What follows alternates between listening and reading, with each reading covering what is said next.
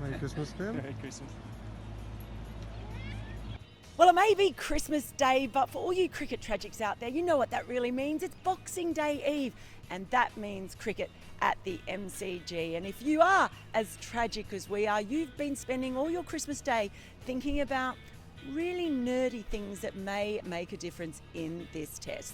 Well, it's been, honestly, it's been my favourite day of the calendar year, probably my whole life. I used to get up in Perth and have Christmas Day, and then get up at 7 o'clock, it's on telly, you know, listen to Richie Benno and see the national anthem, and so it's been a very exciting time. So what have you got for us, Nasha? Well, first thing is look out for the sand. I don't think we've talked about sand on a ground as much since the game I was at in Antigua about 10 years ago now, where they abandoned the test because the outfield was too sandy. That's not going to happen here, but it's very important, the layer of sand they've put under this pitch at the MCG. A lot of talk about how bad it was last year for the Ashes test when it was rated poor. They're hoping that the layer of sand will allow some better grass growth. Wake Up Mel's is very important gardening tips this, if you want your grass to look good. It's going to allow slightly more natural grass growth, and all the players and coaches for this game have spoken about how good it is to see some grass at the MCG, so everyone's hoping it allows the ball to carry through. Don't think we're going to get a flyer. Well, we certainly aren't going to get a flyer like Perth. We aren't going to get a pitch as good as Adelaide, I don't think, but at least if we get some grass, it should hopefully start with a touch of life and maintain itself through the game. So that sand is going to be very important. As tragic as watching grass grow. Now, the other thing that's kind of related to that, the moment in the test that I'm really looking forward to, forget the first ball, forget all of that. What I'm really looking forward to is that exciting moment when they take out the slips and put in a short mid-wicket and mid-off, I guess. So that's going to show, I guess, just how much carry there is in the pitch. Once they give up really on the players driving and nicking off to the slips, maybe they'll try and get them forward. How far back will Rishabh Pant stand? Where will the fielders actually stand here at the MCG? That's what I'm looking forward to, that exciting moment. Make sure you're on Twitter when it happens, because I'm going to go off. What else you got for us, Nasha? Well, keep an eye on the bowlers' speeds. This is a 4-test series spread over not much more than a month. We're halfway through it. There has been a slightly bigger gap between Perth leading into Boxing Day, but there's a heck of a strain on these fast bowlers, and they're some of the best fast bowlers in the world, so we want to see them at the peak of their powers. It was quite interesting in the lead-up days here. Justin Langer made the point that the Australian quicks have not bowled as much as the Indians, made the actual point of naming Jasprit Bumrah as one of the Indian bowlers who's bowled a lot.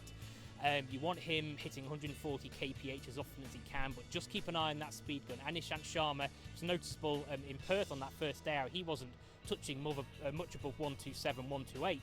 He got quicker in the second innings, but it'll be interesting to see how these guys sustain themselves.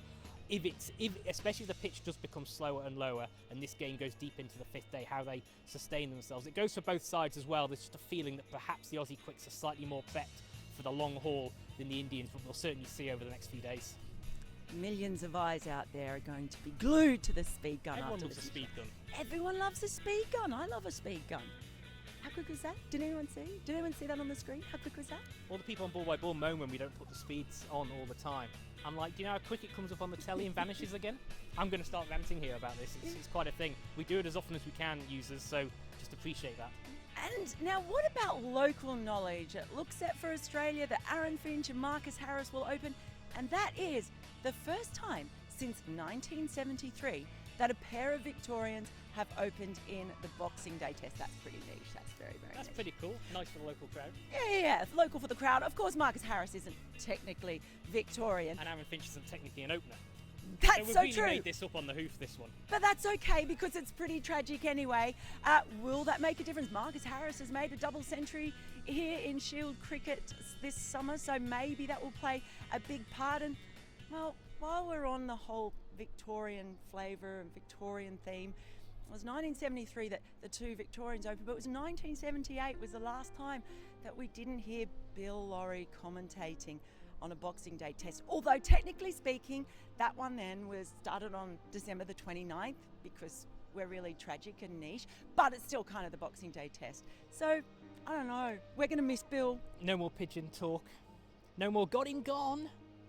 No more mistaking a top edge that's going for a caps to actually going for six. All those gems that we loved from Bill. And his genuine enthusiasm, he did make Boxing Day.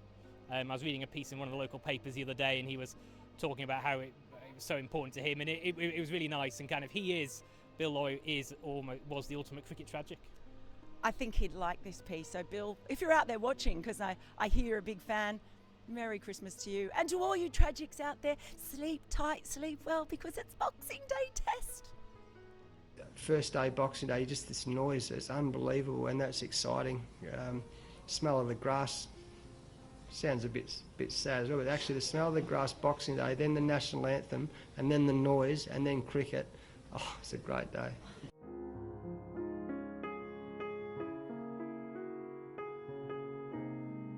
Don't forget to like, share, subscribe, and leave your comments in the comment section below. Click on the bell icon for notifications.